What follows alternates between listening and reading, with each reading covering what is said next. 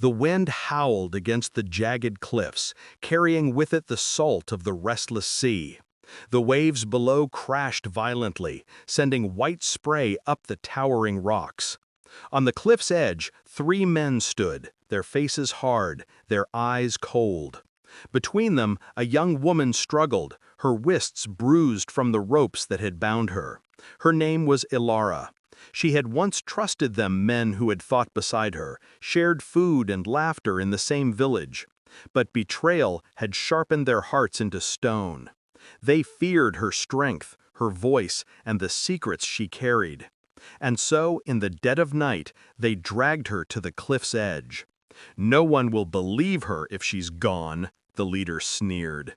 Elara's eyes widened in horror as 2 of them lifted her by her arms, dragging her toward the abyss. Her screams were swallowed by the storm. She struggled, her nails digging into the dirt, but the men were stronger. With a final shove, they hurled her into the void. The world tilted. The sky spun above her. The jagged rocks below rushed closer. For a fleeting second, she thought of her mother's voice, of the childhood songs sung by the fire. Then, impact. Pain shot through her body as she hit the icy water.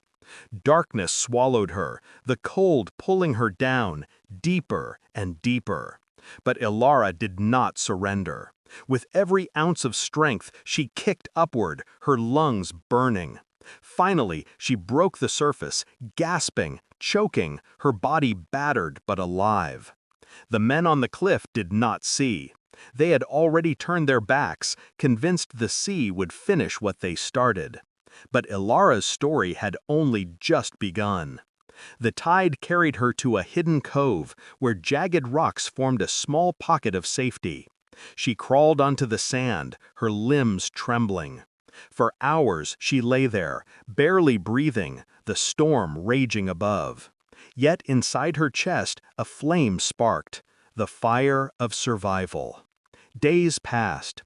She found strength in the roots and berries growing near the cliffs. At night she listened to the sea, remembering every detail of their betrayal, etching their faces deeper into her memory. The world believed her dead. That suited her. Elara wrapped her wounds with strips of seaweed and driftwood, sharpening rocks into crude blades. Every cut of the stone against stone was a promise. Every fire she built in the cove was a vow. She would return. Weeks later, whispers stirred in the village. At night, shadows moved through the trees. Chickens vanished from coops, tools disappeared, and men swore they heard footsteps in the dark. The 3 who had cast Elara into the abyss laughed it off, though unease lingered in their eyes. One night, as the moon rose high, the first man fell. He was walking home alone from the tavern when a figure emerged from the mist.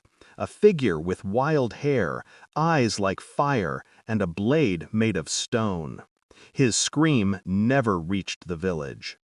The second man found his hut ransacked days later. On the wall, carved into the wood, were the words, "I live." That night, he too vanished. By the time the third man realized the truth, it was too late. He ran to the cliffs where they had once stood. His chest heaved as he stared at the abyss, memories crashing into him like waves.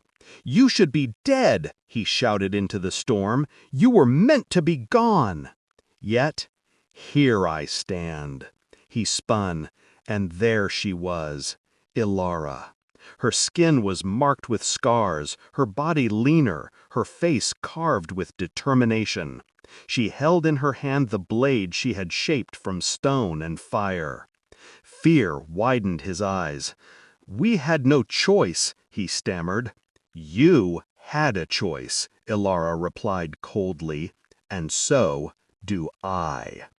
The wind whipped around them as they struggled, their battle lit by flashes of lightning. He was strong, but desperation had weakened him. She fought with the fury of the sea itself. In the end, it was not her blade that decided his fate. It was the cliff. His foot slipped, and with a terrified cry, he fell into the abyss they had once condemned her to. Elara stood at the edge, breathing heavily, staring into the darkness below. Justice had been served. But her heart was not filled with peace. Instead, it burned with something greater: power. She had been thrown from the world, abandoned and forgotten.